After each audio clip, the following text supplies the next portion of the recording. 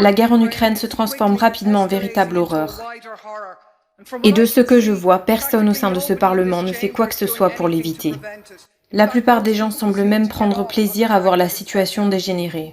Et à ce moment précis, évidemment, comme d'habitude, les voix qui remettent en question la précipitation vers la guerre sont prises pour cible, réduites au silence, accusées d'être des traîtres, des collaborateurs, des pantins de Poutine, des serviteurs du Kremlin, des agents russes.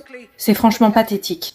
Et je ne fais pas cette comparaison à la légère. Mais la grossièreté et le cynisme de ces insultes, de la part des partis traditionnels de l'UE, auraient pu être écrits par Hermann Göring, dont la citation tristement célèbre disait que même si les gens ne veulent jamais la guerre, ils peuvent être poussés à la guerre par des menaces et des calomnies. Il a déclaré que tout ce que vous avez à faire est de leur dire qu'ils sont attaqués, d'accuser les pacifistes de manque de patriotisme et d'exposer leur pays au danger. Cela fonctionne toujours de la même manière. Là où il vous mène, vous suivez. Ce Parlement devrait avoir honte de ce débat.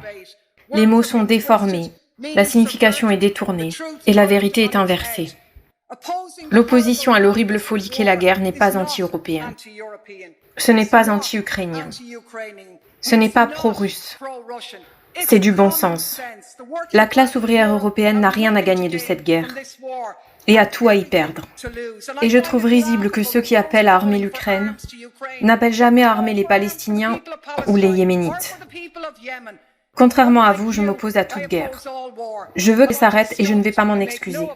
Et je refuse aussi de servir de bouc émissaire ou d'être catalogué pour ça.